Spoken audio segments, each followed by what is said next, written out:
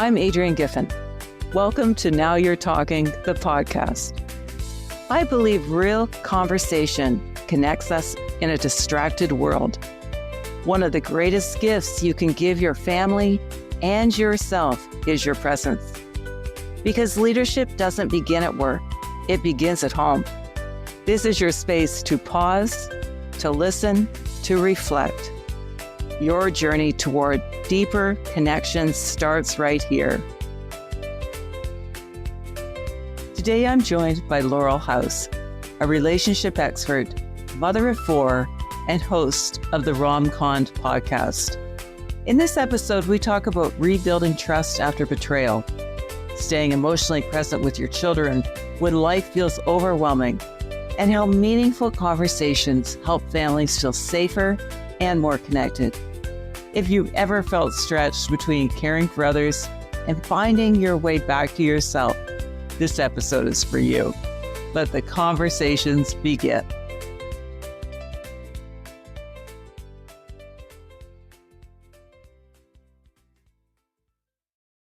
Laurel, thank you very much for joining me today. I'm so looking forward to hearing about your journey and how you created and why you created the podcast and YouTube channel called Rom-Con.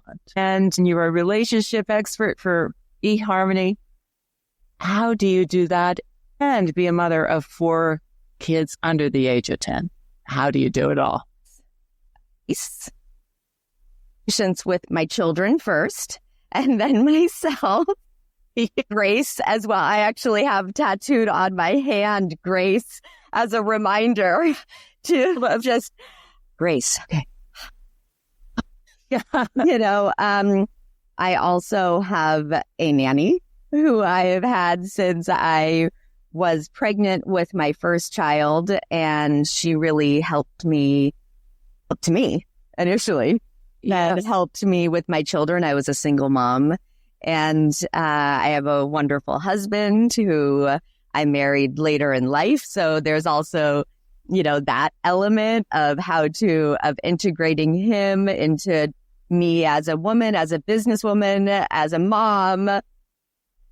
So it's a lot of balancing, and also, I guess you can say, checks and balances of self-checking, and then where am I off balance, and balancing myself in the best way that I can, and doing the same thing with my children. And so how do you do that when you have so many things pulling on you and life is chaotic with four little kids? How do you do that? I have my calendar, and I look at my calendar. Everything goes in my calendar, even just like, have a conversation with the gardener, or everything is calendared so that I don't forget. Because as moms, our brains are full. We are the ultimate multitaskers. We're thinking about everything, everyone's feelings, all of the needs that we need to do today, yesterday that we forgot, and tomorrow, plus next year. So Yes. The only way that I'm able to calibrate it all is by calendaring. So I calendar everything at night before I go to sleep. I looked at it so I know what's happening the next day.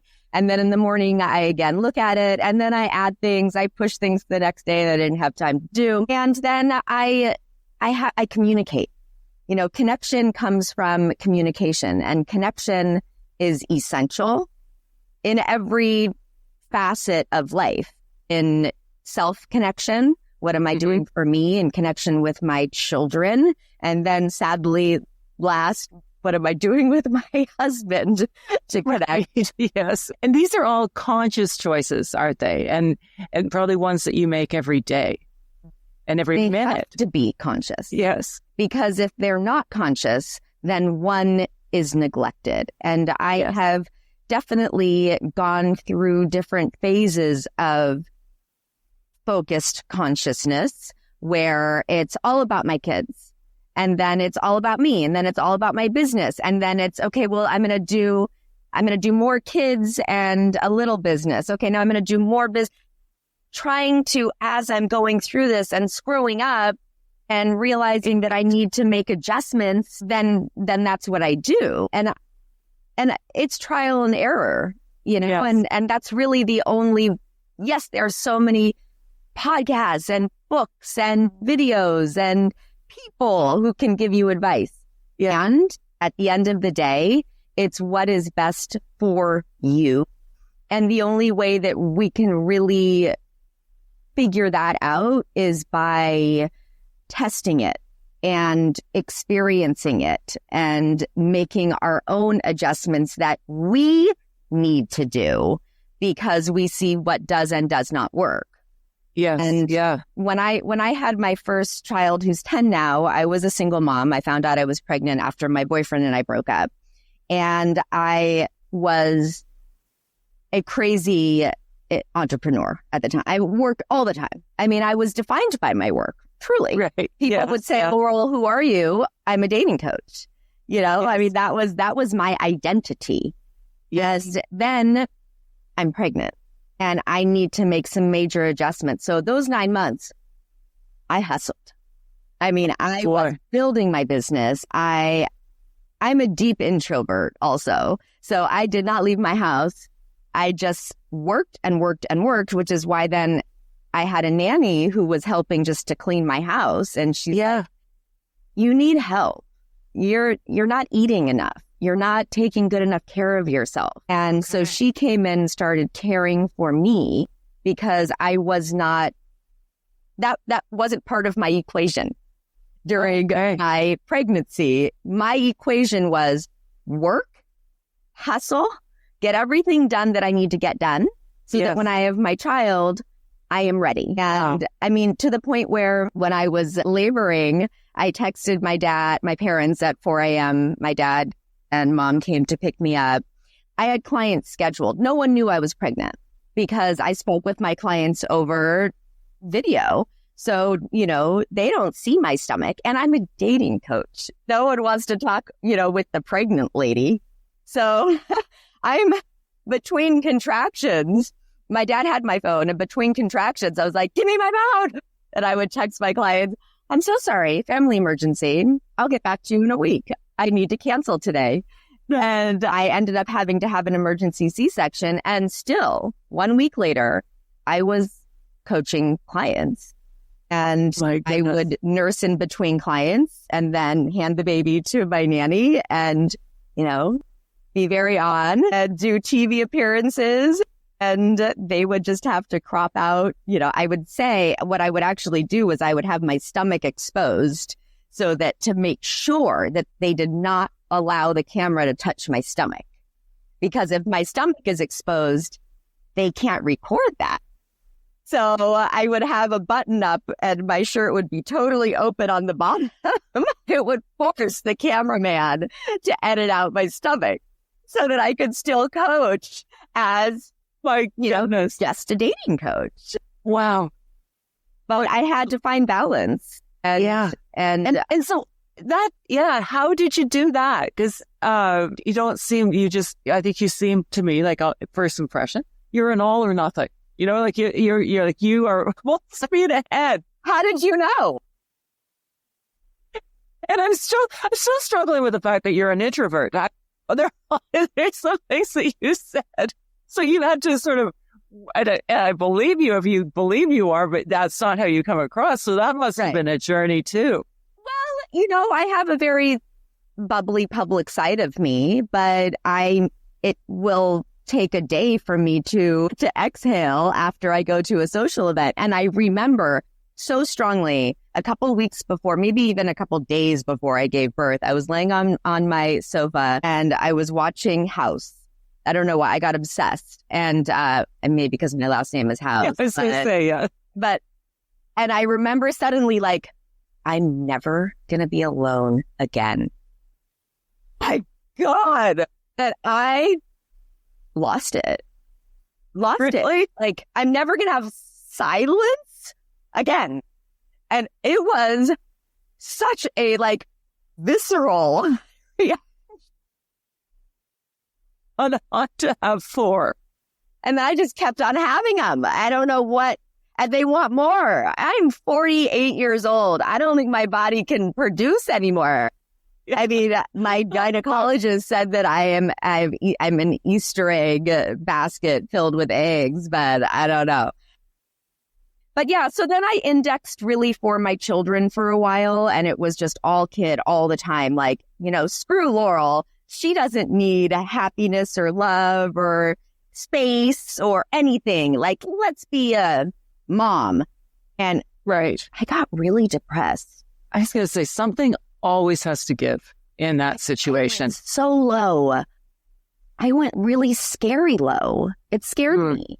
Yeah. And I did suffer from depression for all of my children after I gave birth, which I never had experienced before.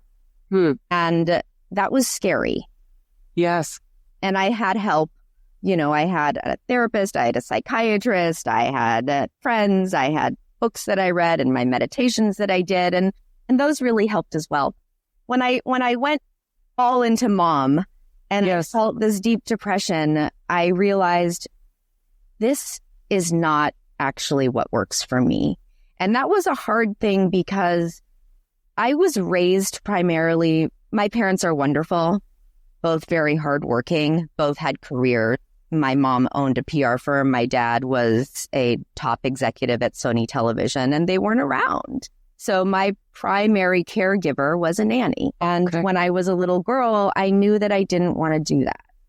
And so I had to figure out how I could raise my children and also be a working woman, because that is something that has always been part of me. Not even like a side of me. It's like it is me, So I had to recalibrate in a really serious way and find my happiness, because when I initially became all mom, the intention, it was very intentional. The intention was, this is what my kids need, because when I'm working, I'm not a good mom, because I'm so focused on my work. So I can't be present for my children. Then after, having 8 clients during the day, I'm exhausted. So I can't be present for my children. So I'm going to be all children and not be working, because that'll be better for my children. Well, depressed mom is also not good for your children. So what I shifted into was watching TV all day, like 8 hours, 9 hours of TV all day. And just as a coping mechanism to go away. In my mind, I was like, I need to go away. So that also wasn't healthy. So then I needed to start to build up my business again. And that was difficult because I had abandoned it. I had abandoned myself. And I had a girlfriend who's actually a mom of 7. Yikes. And she said, Laurel, you are in it.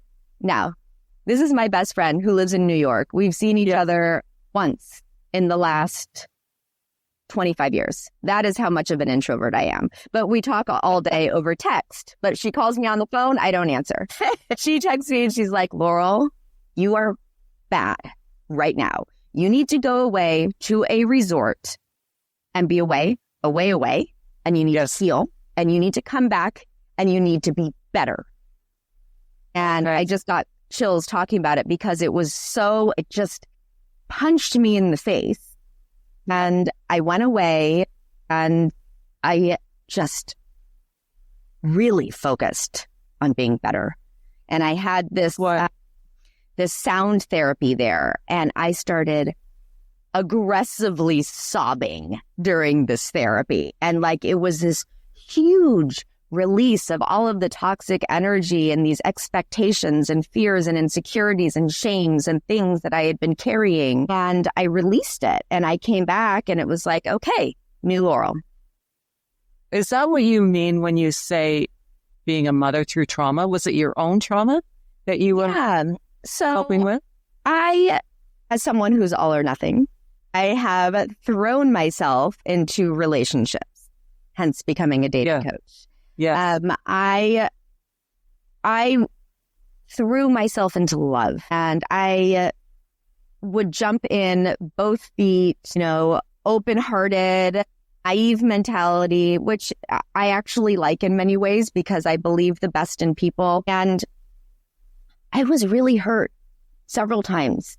And before I got pregnant, I was romance conned by someone who I met on the internet, and we communicated all the time over phone, text, video, Skype. I opened myself up. Now, and as an introvert, didn't have much of a social network. Yes. I really poured myself into this person. He lived in the UK, and I flew out to see him about a year into meeting him and really feeling like we knew each other. And he was not who he said he was. He tried to kill me, and I had to literally escape. Wow. I came home and was so stricken by shame of, how did this happen to me? Right. Yeah. I should know better. And I hid for months. And then I had to move to another city because I was so terrified. And I then put that away because I didn't want that to be part of me. It happened to me. I did something wrong, and I was going to put that away and never address it again. What I came to realize in this healing and within my recalibration was that I was rom-conned, which is a concept that I came up with of romance conned, not rom-com, which is a comedy. Right. Yes. No, there's something to me. Comical. Yeah. Wow. I trusted him. And that's actually a very human thing to do, is to trust someone, is to desire, and not even desire, need connection. And I thought that I had found the person who I could trust and connect with. Yeah. Yes. And he did that to me, and I needed to learn how to remove that shame. And so I ended up having a boyfriend after and getting pregnant. So a lot happened within a very short period of time, and I didn't have time to deal with my shit. It's like, this is too much. It's embarrassing. I'm ashamed of it. I can't deal with this. So I put that away. And then I had children and moved forward in a new Laurel. And so when all of that came and became very aggressively clear to me, and I was talking to a lot of clients who had had similar experiences, similar, different, in terms of I trusted, which is a hashtag that I'm starting of I trusted. It's sort of like the Me Too. It's taking away the shame around something that happened to you. Yes. Because so many people said to me, how'd you fall for that? What's wrong with you? And my response is, I trusted. What do you mean what's wrong with me? I trusted someone. And that's ultimately what we want to do. We want to be able to trust. That's what we want to do with our children too. Yeah. Right? Our children need to be able to trust. Yeah. So once I realized what I've done, and I realized I have so many clients who have trusted. Every single rom-con starts with trust. Every single con starts with trust. So that's what we all have in common. And I had clients who lost $30,000, $60,000, $1,000 in rom-cons. Rom-cons right now are about a $1.4 billion industry in the United States. My goodness. And only 5% of rom-cons are reported to the FBI. Because of the 1.4 billion is only 5% of the reported. Wow. So in that, I started to develop this concept called rom-cons, which I turned into a YouTube series and podcast where I connected with a criminologist who actually trains FBI agents at Quantico, Dr. Alex Del Carmen. And he is amazing. He's like, the criminologist. I feel like as he says, I have your 6, and he has my 6. This is a tough guy. And, my husband has my 6, number 1, but, Dr. Del Carmen also does. And, so I'm sort of the fun, bubbly one, and also very serious because I've been through it and I know it. And my trauma, I smile when I say hard things to people because it softens it a little bit. Whereas Dr. Del Carmen's do not trust anybody. So good cop, bad cop sort of thing. Good balance, right? He'll say, all of these things really harshly, and I'll say, and so to put it into human terms, what you should say is this. Yes. So it's, we help people to acknowledge what happened to them and then get out from under, over, and move on from being rom-conned. And beyond that, it is the whole concept that I work with my children with as well, not of being romance conned, obviously, but of being aware. And not only being aware of other people, but being aware of yourself. Yes. And that's difficult, again, to teach when there's so much chaos and when you're being pulled. So help share how you do that, please. I am the example of my expectation. I mean, that's always what I have been. It's what I was, it's how I became a dating coach, was being the example of my expectation. I had to experience everything in order to understand what someone else is going through. Okay. So for my children as well, when I screw up, I almost said if I screw up, but it is not if. It is when. It never, yes. Every parent is going to screw up.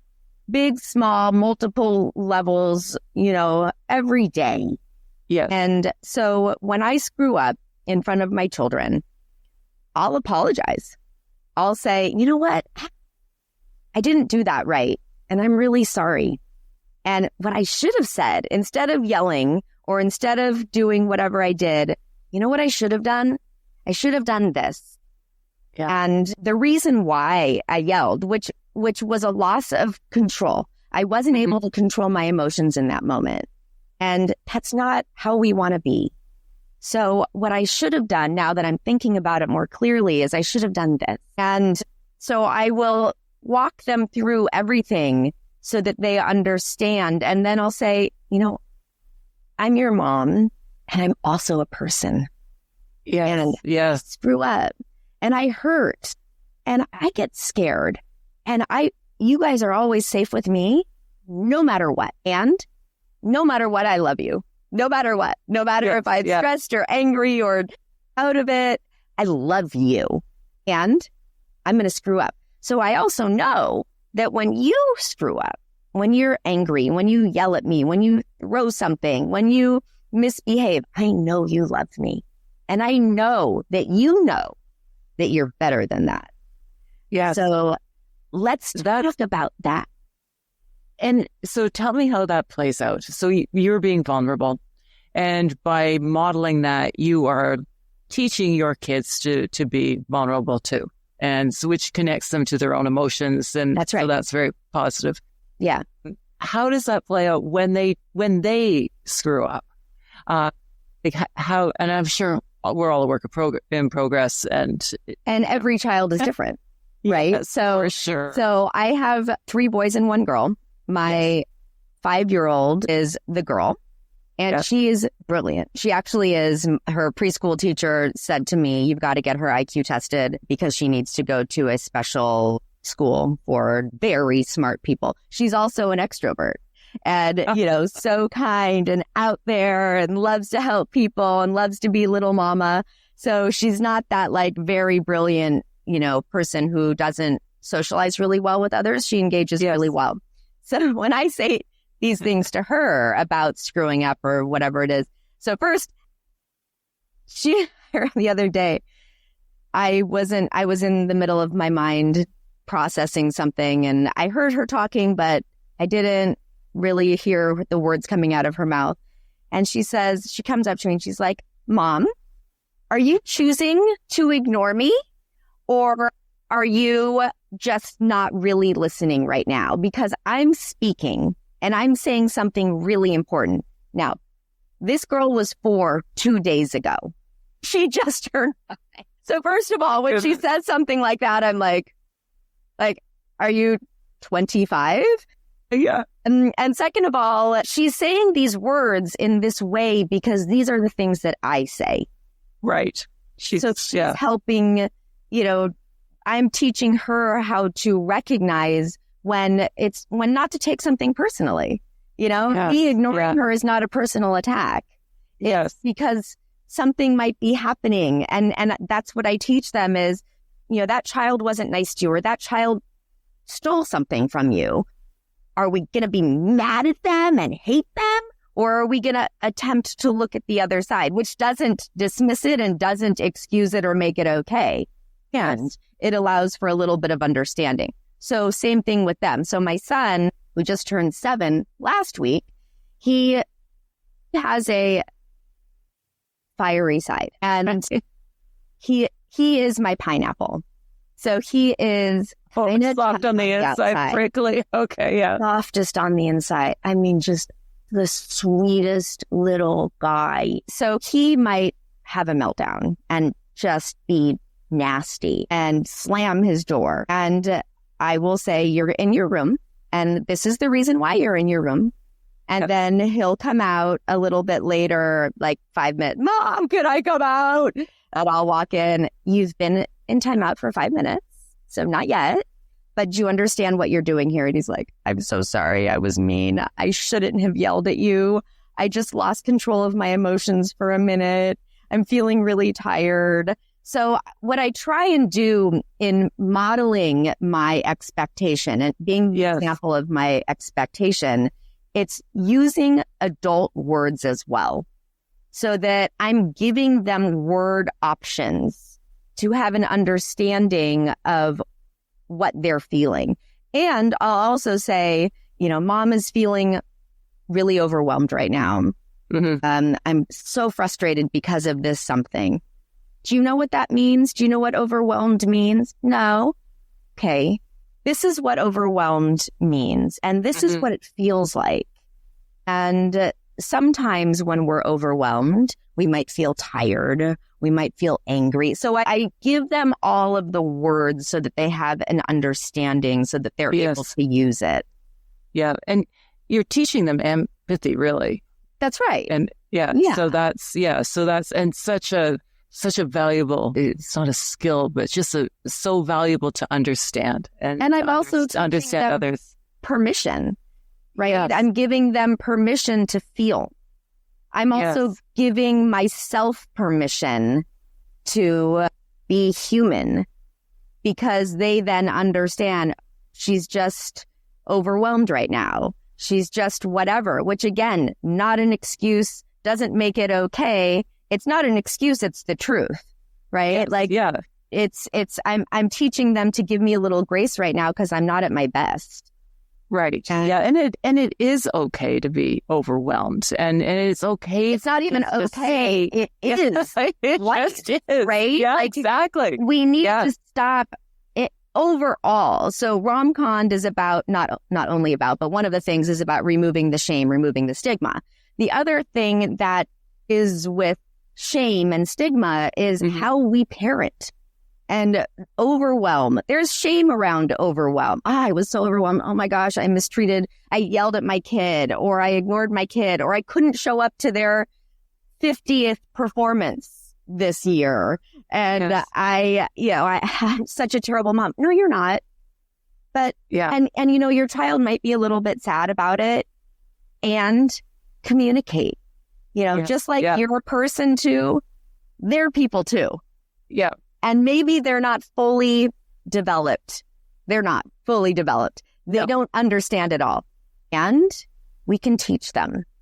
Yes. We can teach them how to understand you, just like they are teaching you how to understand them. So, we are all humans, and we all need to try and understand one another. And that includes your children.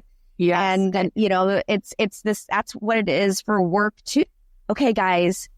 I have to go in my office. I'm going to be on someone's YouTube right now and their podcast, and I can't have you bother me. If there is an actual emergency, you're really hurt and you're bleeding. Now, I don't mean a little bit of a little blood. I mean, you are bleeding. I mean, I should call 911. If I should call 911, you come get me. If I shouldn't call 911, you go and talk to Armida, who's our nanny, or, you figure it out yourself if you can. Right. And I'll be back in an hour, and then we can talk about whatever happened. But I really do, I speak to them like they're people, not like they're babies. Yeah. And when I going back to your 4-year-old, now 5-year-old daughter, what she did really was she put up a mirror to your behavior. Totally. I think that's so brilliant. And I always, she does this all the time. She came out of her room the other day with something that wasn't like, I had put her toys away and it wasn't a complete toy, like one was somewhere else. And she comes out and she's like, can you please tell me how I'm supposed to play with this? Because it is missing a very important part. So where is this part? Because I am not able to play with this toy in the condition that it's in. Yeah. Yeah. That's so funny. Yeah. Well, kids, they have that amazing ability to smooth off our rough edges. So they're such a gift that way. With you making your living by being online and in the digital world, how do you mirror that in terms of devices and the digital world as a parent? Because that's a complexity I never had to deal with, but not to the extent that you are. I mean, I did for my 2 youngest, but not. I mean, I always think back to my childhood, when my parents were like, go outside and, come home when it's dinner time. Yes. And I would go out on my rollerblades and roll around the neighborhood. And, I was 10 and I actually did have a guy who opened his jacket to me once and exposed himself. And I came home and called 911. I had another time where I was rollerblading in the street and my friend hit me in the nose and I broke my nose and, came home and crying to my mom. And now my children are not allowed to go on in the street by themselves on their rollerblades. That's not allowed. I also live in Los Angeles. Yes. So it's hard with devices. My 10-year-old does have a YouTube channel that we started when he was 3 because he used to love dinosaurs. And so it was called Dino Finley. And he would sit and talk about dinosaurs and all of, this one's a carnivore. And what carnivore means is this. And he loved that. And now he's into video games. And so for me, if you're into video games, you can't just sit and play video games. It needs to be something more than just, there's a popular thing called brain rot. So it needs to be more than just brain rot of zoning out. Yeah. Yes. It needs to be productive. So he, first of all, has a timer. He has a certain amount of time that he's allowed to be on his video games during the day. And he puts that timer on every single time he starts the games. And I'll come in throughout the day and say, what's your timer? And he'll tell me the number and it's, that's okay. He also, when people are in these games, you can talk to other people. Yes. So he's not allowed to talk to anybody unless he knows them in person. And if his friend says, oh, my friend, whom my son doesn't know, is on and wants to talk, my son has to come to me and say, my friend's friend wants to talk to me. And I'll say, how old is that friend? And one time that friend was an adult. And I said, I'm sorry, you can't talk to that person. Okay. So you keep close tabs on what's happening. I'm not on him, because I want him to have his freedom. And he posts just stupid shit on YouTube, just the dumbest stuff. But he finds it funny. And you know what? Some of this dumb stuff have so many views. It's crazy. Because it's real. So many views on that thing. I give really good advice and I don't have those. But it's also his creative outlet. So we talk about it and how to be creative and how to express himself creatively. Now, he also is a creative person because having been a single mom to him, I'm a girl, he's a boy. I don't like playing, cars and all that stuff. So I was like, how am I going to bond with my child? Art. So I always did art with him as a baby. Yes. He actually got into the GATE program, which is the gifted and talented in Los Angeles, through art. He did this tattoo when he was 7. And I got it down from, I'll do it this way instead. That's great. So his artistic side is very important. So I incorporate that into his video gaming. Oh. My 7-year-old now likes being on screens because his older brother is on screens. So for him, again, it's let's make sure that these align with your interests and who you are. And so you're interested in cars and in Hot Wheels. So let's talk about it. Let's understand. Yes, we can look at it and do the research and watch the stuff online, and we can also engage with it in real life. And then my daughter, she loves math and learning. So she'll watch a lot of that. She doesn't have her own phone, but she does have a Fire TV, and she does have a TV in her room, which she barely watches. But she watches a lot of math shows and, things that are educational in some way. So simultaneously, as a working mom, my nanny leaves at 2. And so that means after I do my kid drop off, which is a lot, my husband and I split the kid drop off, but I do kid drop off. I come home, I nurse my baby. I put my baby down for a nap. Now it's 11. My nanny leaves at 2. 2, exactly. I have 3 hours to work. So I need my kids to be on their screen sometimes as a babysitter, which again doesn't mean that they're just watching whatever they want. Another thing they really like is aquariums and fish. So there's these YouTube channels with guys who go into abandoned zoos and go into sewers, and they find abandoned fish and they talk about it. So what I'm trying to say overall is I try and have an educational component to it. I do look in my children's phones on occasion to see what's in there, what they've been doing, what kind of things they've been searching for.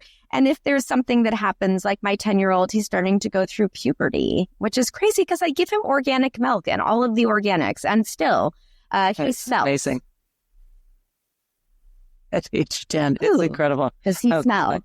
And so I have sat and had real conversations, not about sex yet, because I see where he is also with girl. I mean, he's such a flirt, but, we do talk about how his body is changing and he smells, and what does that mean? And what are other things that he might start to notice? So again, it's about open communication, connection, and trust.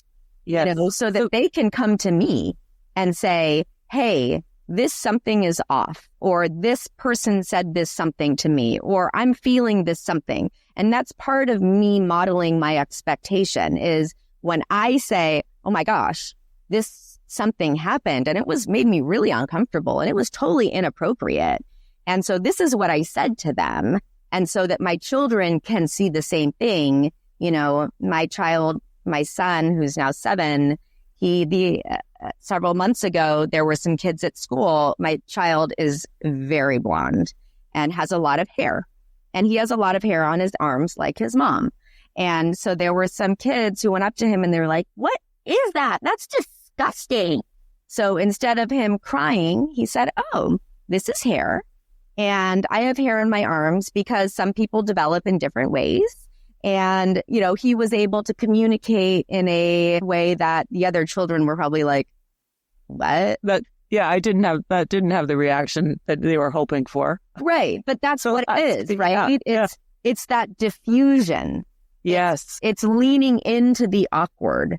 And that's part of me being on YouTube and being on podcasts, and I'm on TV all the time. Yeah. And I have a lot of people who have opinions about me, and they like to vocalize them.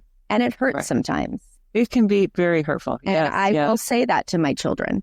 I'm not going to say necessarily, I won't say there was a guy who sent me a message saying that he's sitting outside my window with the scope of his gun on my pillow, waiting for me to fall asleep so that they can come in and do very nasty things to my body and then kill me.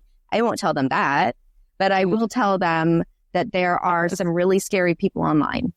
Yes. And that when you expose yourself, when you put yourself out there, people are going to have opinions. And you need to be ready. If you are making a choice to put yourself out there, you're also making a choice to allow people to see you. Yes. Yeah.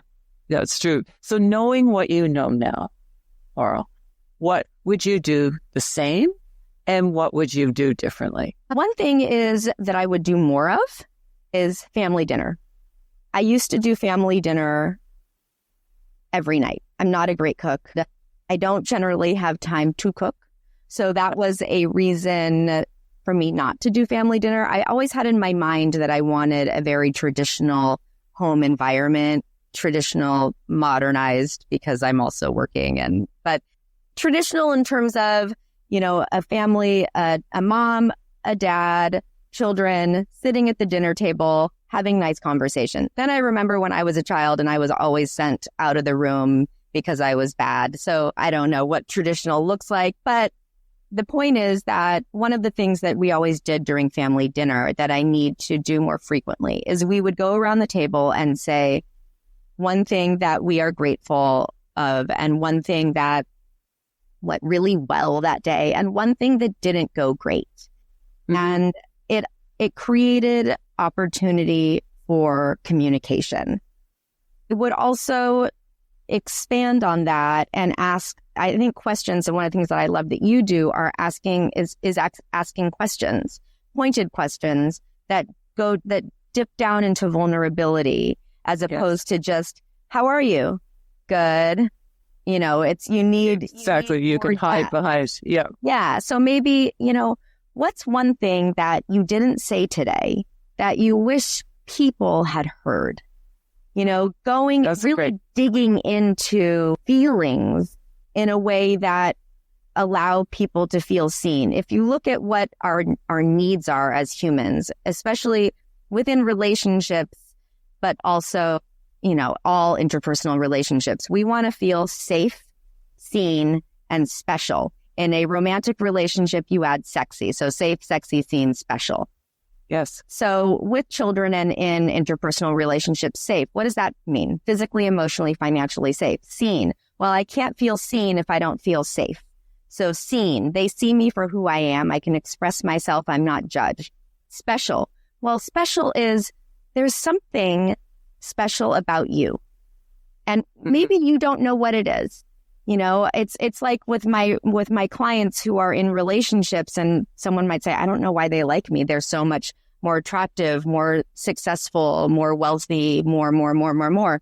And I say, well, there's something special about you that you bring to that table, or else they wouldn't be with you because they can be with who they want. We all can be with who we want. So there's something special about you. So you need to know that, number one. And number two, how do they express that specialness?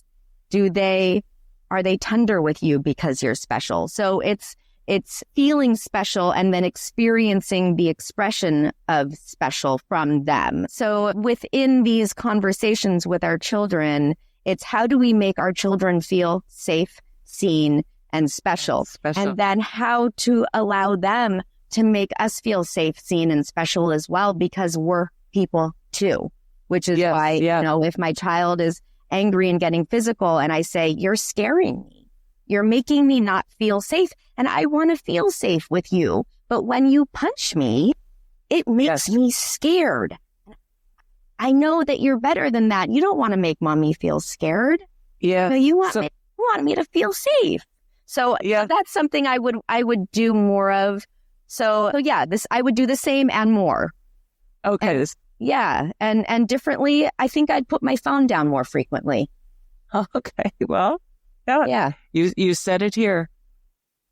So that's possible. Just because I want to do it doesn't mean it's going to happen. I do want to.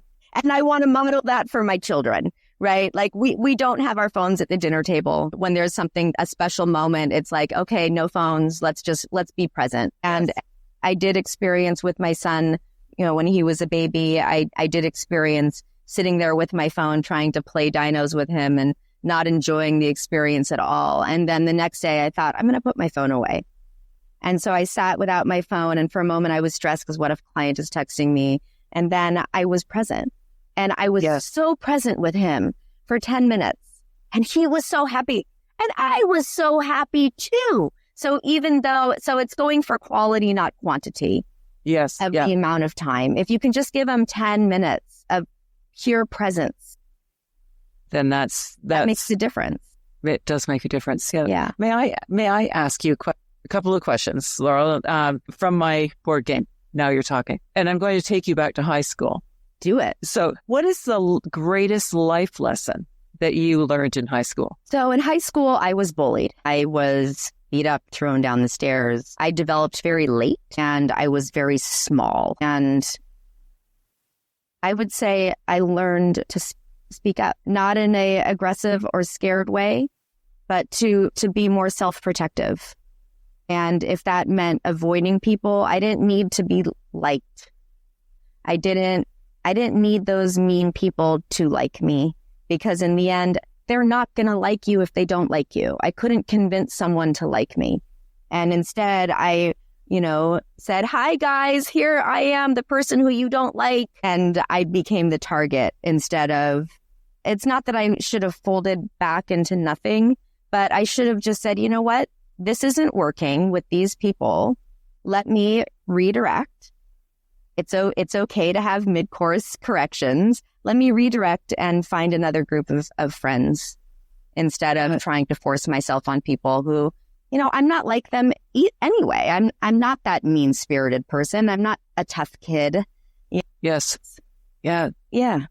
That's fascinating to me, because in high school, you found your voice and you're out in the world sharing your voice and your wisdom and your thoughts with everybody. But maybe it came from that point where you didn't have one, and now that's how you make the world a better place. Yeah.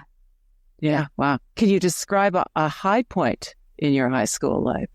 It may have been when I met who is now my husband, who was my boyfriend back then. We reconnected 30 years later, but he was my boyfriend back then, and he became my protector. He was a tough guy, and he sort of pulled me, and all the bullies were friends with him.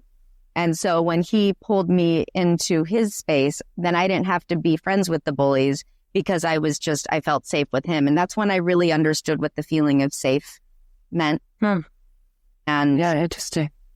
And so it was really tapping into, what do I need right now? And what I needed was to feel safe. And that goes into life, right? When we're feeling out of whack, it's like, let's check into my core values and my core needs. What am I missing of my core needs? I don't feel safe. No wonder I'm a complete mess right now, because my one core need is obsolete. So let's work to strengthen that. And and so that's what I did. Yeah. Oh, that's so fascinating. I started writing. I started writing. Yeah. When I read back the emotional thing, oh my gosh, I am the other white dove. You left her for another home, and I started expressing in a different way, and I started dancing. So another way to express myself physically, and I ended up getting accepted into UC Santa Barbara because of dance. I started to really understand self-expression in ways that that weren't offensive to other people. Yes. And that really allowed me to go deep into who I was and luxuriate in my depth, which I needed. And I felt like modern dance and also writing poetry allowed me to luxuriate in my... Wow. Well, because it sounds like, where that pain is. That's right. Most of us, passion happens, if we let it. But it often starts in that painful place. Because it doesn't feel good when we wall up. It doesn't. Yes. And that walled up feeling, which I have gone to, thinking it's protective of everyone else and myself, is actually a very cold, cold place. I put myself in a prison. When you're walled up, when you don't allow yourself to have passion, expression, all of those feelings, you're putting yourself in prison on a cold floor and cold walls and no sunshine, and you're just existing. And that is a very cold, cold place to be. You don't want to walk around with it. Yes, and lonely and isolating. Words of wisdom, Laurel. What are some words of wisdom that you can share with other parents who could be another moms and that could be going through a very difficult time? Well, I would go back to what I said at the beginning, which be patient with yourself and give yourself a little bit of grace and ask for help. If you're in a place that is not good, It's okay to ask for help. It's okay. I'm like queen of TMI because I was alone and I've needed to express myself. I remember when my first child was 5 and I was going through, 3. And was he difficult? And I remember I went to a pharmacy and I said to the pharmacist, I need something to help me relax because I'm really struggling. He's like, okay, what's going on? And I started sobbing and just, I can't stand my son. I can't stand him. And I'm a horrible mom. And he's like, can I give you a hug? And I said, yeah, I need it right now. And I felt so seen. And the only way that you are going to feel seen is if you allow others in. Wow. That's the same thing with your children. They want to be seen by you. And the only way that they can be seen is by you giving them permission to speak. And sometimes giving them the words and the tools to speak. Because you are that person who they can reach out to. And if you're not, you can also say, there are other people who you can talk to too. But if you're going through something else, there's nothing wrong with having a coach. There's nothing wrong with reaching out to a therapist, to maybe not a friend, because maybe there's going to be judgment there or you don't want people to know. It's okay to pay somebody to listen to you because they also might give you some good insight. And at the least, ChatGPT. I have gone into ChatGPT and been like, I'm so depressed. This is what's going on. This is what happened. Can you please help me? And they're like, yes, let me just frame it in a really kind, loving way. What you need right now is this, and you need to understand this. And I have felt so seen by ChatGPT. It's very so silly. But I mean, even there was something I was struggling with once of I wanted to tell someone something and it was in my mind and it wouldn't get out of my mind for months. Yes. That I needed to tell this person something. And I went into I got a thumbs up. And I went into ChatGPT and I was like, I feel the need to say this to this person. And this is why. And ChatGPT was like, what's the reason that you actually need to say it? And do you think that you're going to get the response that you need from them? Because you might not. Here are some other responses that you might get from them that aren't going to serve you. So instead, can you put it to bed by doing this? And I swear, after that, I was like, it disappeared. I didn't need to tell that person that thing anymore. I just needed to be seen. Yes. And ChatGPT that sees me, because sometimes we have secrets that we can't tell anybody. Right. Yes. And I told ChatGPT, and that made me feel seen. And that's okay. I don't make that your person. Your prime, but not your primary, but when you're in that moment. In that moment, reach out to me. You can email me, Laurel@laurelhouse.com. Go to find YouTube channels that you like, that make you feel seen, that give you the tools that you need. We need tools. We need a toolbox. Yes. So that we can fix stuff, including ourselves. Yes. Well, thank you. That's Laurel. my wisdom. That's very gracious of you. And thank you very much. And thank you for sharing all some of your wisdom today and for helping other parents to be seen. So thank you very much.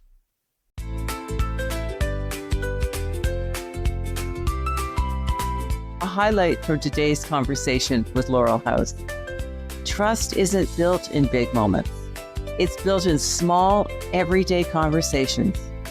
That reminder matters, especially when life feels overwhelming and connection feels harder than ever before. I'm Adrienne Giffen, and you've been listening to Now You're Talking. If something in this conversation spoke to you, follow along on YouTube, LinkedIn, or Instagram, and subscribe or leave a review to help others find the show. Meaningful conversation can change how we see ourselves and each other. That's why I created Now You're Talking board game, a simple way to spark real conversation. If you'd like a way to start conversations like this with people in your life and be part of the movement to get people talking again, you can join the wait list for the game in the show notes. Let the conversations begin. Now you're talking.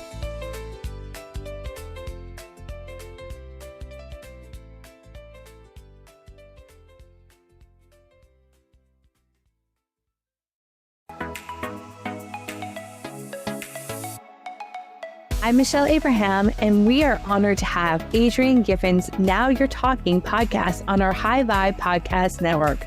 For more high vibe shows like hers, head on over to highvibepodcastnetwork.com and grab your free gift from our gift vault from all of our hosts. Until then, stay high vibe.